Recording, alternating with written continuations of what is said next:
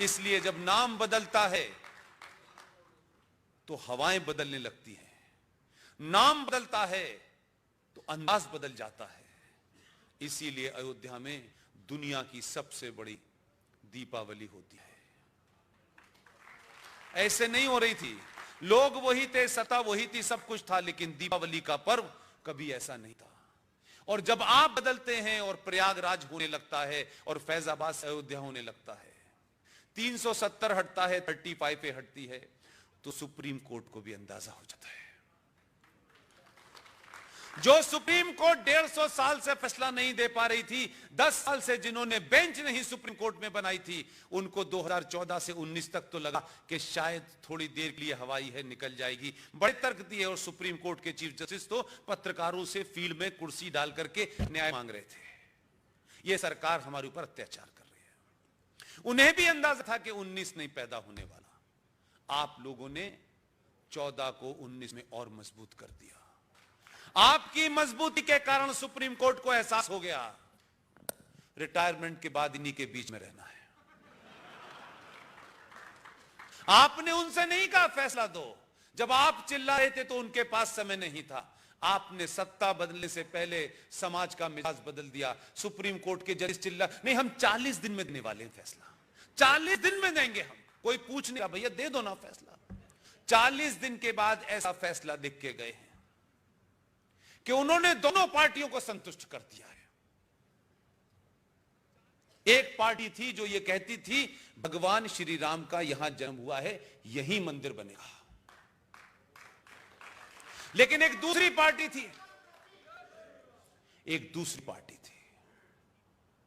उसमें लिबरल मौजूद थे, उसमें वामपंथी मौजूद थे, और हमारे हिंदू समाज के तथाकथित वो लोग जिन्हें यह लगता है कि समाज में उनकी बड़ी अच्छी रेपुटेशन है, कहीं कोई ऐसी बात ना कहें जिससे उनकी रेपुटेशन को असर पड़ जाए। आपकी रेपुटेशन जरूरी है, देश की रेपुटेशन जरूरी है। आपकी रेपुटेशन का क्या मतलब है भाई? कौन है आप? आप इंडिविजुअल होंगे, लेकिन आपकी रेपुटेशन बनी रहे इसलिए आप झूठ बोलना चाहते हैं। इसलिए हुआ क्या, जब यह बदला तो सुप्रीम कोर्ट के उस फैसले से पहले बड़े सारे ऐसे फ्रॉड टाइप के pseudo secular so called intellectual देश में वो ये कहते थे कि देखिए साहब, मंदिर मस्जिद के झगड़े की बात है, यहां पे टॉयलेट बनवा दीजिए जिसका सब प्रयोग करें। ये बात उन लिबरल से जाके नहीं कहा कि मक्का में भी एक टॉयलेट बनवा दें, उसको हटा करके जिसका सब इस्तेमाल करें। लेकिन भगवान राम के पैदा होने की जगह में लिबरलों का यह कहना कि यहां एक टॉयलेट बन जाए, यहां एक हॉस्पिटल बन जाए, यह कहने की हिम्मत इसलिए है कि आप कभी प्रतिकार नहीं करते। कह न जाकर के मक्का के अंदर तो बहुत कुछ नहीं है, उस मक्का के उस जगह को हटाएं, उस काबे को हटाएं और वहां पर एक हॉस्पिटल बना दें। लेकिन सुप्रीम कोर्ट का जो फैसला है वो इसलिए ऐसा है, उनको यह समझ में आ गया सरकार तो 5 साल रहेगी, लेकिन यह समाज कई साल तक रहना है। अगले बार भी कोई और आने वाला है। इनसे मिलता जुलता है इसकी आजकल होम मिनिस्ट्री के तौर पे ट्रेन चल रही है। यह वाला ज्यादा खतरनाक है। 19 के बाद 24 में ये आया, 24 तक तो फिर हम प्रेस कॉन्फ्रेंस भी करने लायक नहीं रहेंगे। उन्होंने देश के दोनों वर्गों की मांग पूरी कर दी। फैसला दिया कि सारे साक्ष्य बताते हैं कि यहां मंदिर था, मंदिर है और यहां मंदिर ही रहेगा। और दूसरा वर्ग जो था उनसे कहा आपको 5 एकड़ हमने दे दी है, अब वहां एक अंतरराष्ट्रीय टॉयलेट बनाए, इस्लामिक हॉस्पिटल बनाए, जो दिल चाहे बनाए, यहां मंदिर था मंदिर बनेगा। यह फैसला इससे पहले कभी इतिहास में देखा था, यह फैसला इसलिए आया है कि आप बदल गए हैं। इसलिए जब सुप्रीम कोर्ट का यह फैसला आया तो उन्होंने कहा यह सौहार्द के लिए है। मैं भी मानता हूं कि सुप्रीम कोर्ट को सौहार्द की चिंता करनी चाहिए। कम से कम पहली बार सुप्रीम कोर्ट ने 90 करोड़ लोगों की तरफ देख करके सौहार्द की बात की है। लेकिन मेरी सुप्रीम कोर्ट से दूसरी गुजारिश है, जो मैं अलग अलग अपनी भाषा में कह रहा हूं।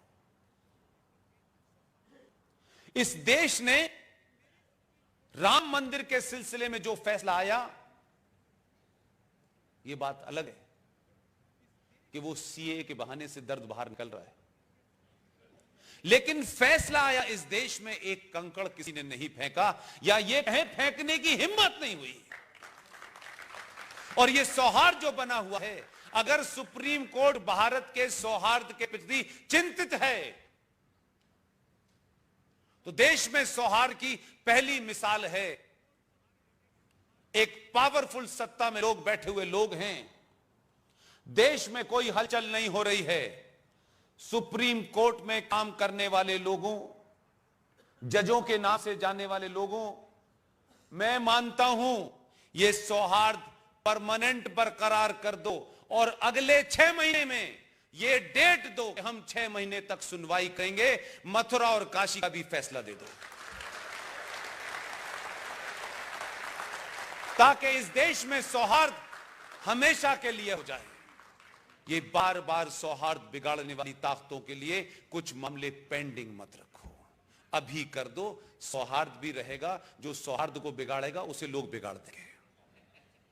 आप लोगों ने मेरी बात सुनी, धैर्य के साथ सुनी, इतनी बड़ी तादाद में आप लोग आए। इस कैलेंडर के माध्यम से अभय जी ने, उनकी पूरी टीम ने पिछले 1 महीने से जो इस प्रोग्राम को कामयाब बनाने की मुहिम चलाई, वो सफल हुआ। मैं भी नहीं जानता था कि इतनी बड़ी ताकत में लोग होंगे। अभय जी और आपको और आपकी टीम को और इस शहर के तमाम गणमान्य लोग, वो बुजुर्ग लोग जो मुझसे उम्र में बड़े हैं, जो मेरे बराबर के हैं, मुझसे छोटे हैं, लेकिन मुझे इतना बुजुर्ग मत समझिए कि मेरे बाल सफेद, धूप में ज्यादा हुए सफेद, इसलिए ये मत समझिए कि मैं बहुत बुजुर्ग हूं। मेरा सिर्फ इतना ही कहना है, मेरी कोई बात आपके मन को अगर लगी हो, आप उसे तथ्यों पे सही समझते हो, तो मैं आपसे गुजारिश करता हूं, इस सच को आप दोबारा से रेफरेंस के साथ रीचेक करें।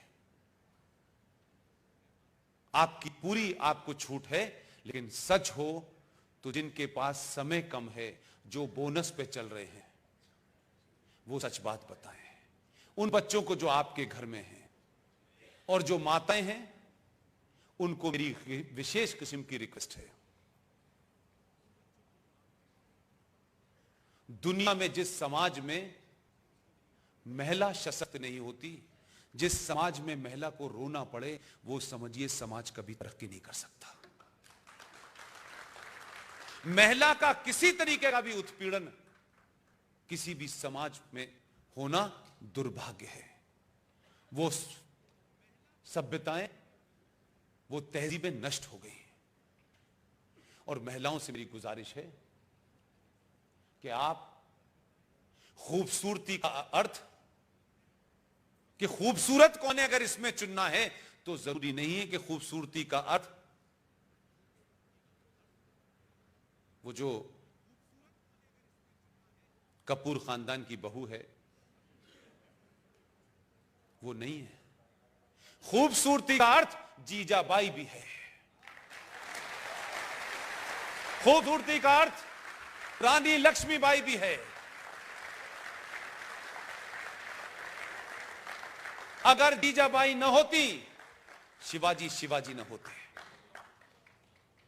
आप तैमूर को जनने वाली माताओं जैसी खूबसूरत मत बनिए, आप शिवाजी जैसी जनने वाली माताएं बनिए। एक महिला अगर किसी सच्चाई को समझ जाती है, यकीन मानिए बच्चे का सबसे ज्यादा कनेक्ट मां के पास होता है। मां उसे सच बात बता दे तो बच्चा बहादुर बनता है, और मां बाबू की तस्वीर रोज दिखा दे तो कायर बन जाता है। अपने घरों में लगी हुई तस्वीर को जरा बदल के तो देखिए, मैं आपसे वादा करता हूं।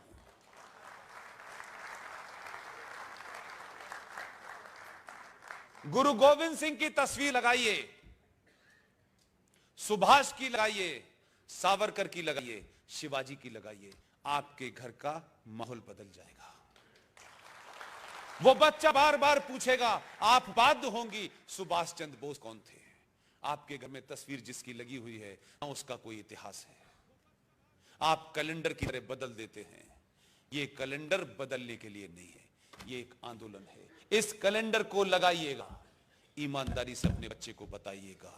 इतिहास और समाज बदलने के लिए थोड़ा वक्त जरूर लगता है, लेकिन उसके लिए कोई हथियार उठाना नहीं पड़ता। हथियारों से जिनको लड़ना है वो बॉर्डर पे खड़े हुए हैं, उनको पता है कब गोली चलानी है। ये बात अलग है कि 70 साल की सरकारों ने उन्हें इतना बौना बना दिया था कि गुलामों के गुलाम वो उन पे पत्थर मार रहे थे।